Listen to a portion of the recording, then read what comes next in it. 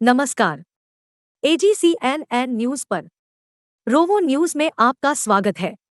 मैं हूं आपकी एआई एंकर वनीसा राणा। प्रस्तुत है आज का मुख्य समाचार। कश्मीरी पंडितों के 3 घर हुए आग के हवाले, डराने की है साजिश। दक्षिण कश्मीर में रविवार देर रात कश्मीरी पंडितों के 3 घरों को आग के हवाले कर दिया गया।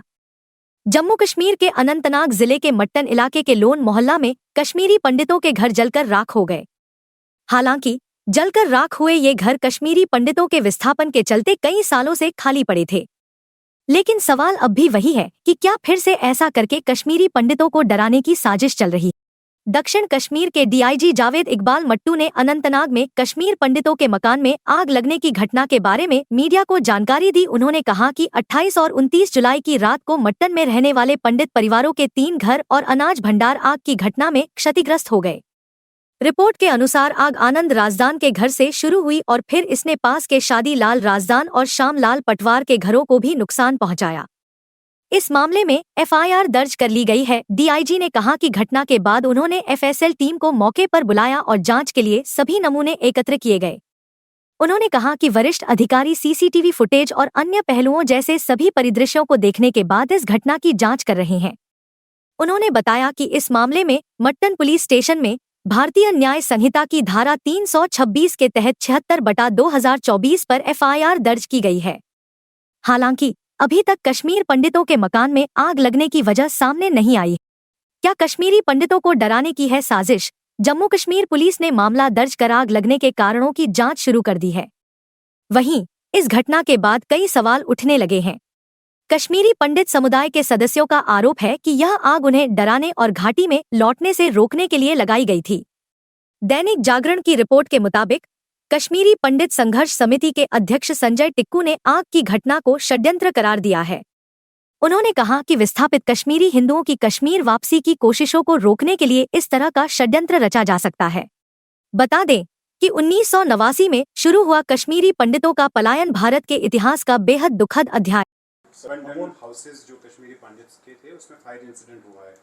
पुलिस की तरफ से क्या कार्रवाई हुई है, क्योंकि जो कश्मीरी पंडित्स हैं वो सोशल मीडिया पे कुछ एलिगेशंस भी लगा रहे हैं। जैसा आपने बताया कि 28 और 29 जो है कि दरमियानी रात को एक फायर इंसिडेंट का रिपोर्ट हुआ पुलिस स्टेशन मटन में।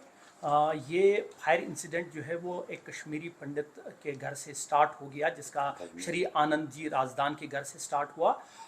रिपोर्ट मिलते ही एसएचओ मटन along with the police party जो है वो स्पॉट पे पहुंचे और फायर ब्रिगेड को लाया गया और तकरीबन 1.5 घंटे के अरसे में इस फायर को पे काबू पा लिया गया और उसको डोज किया गया।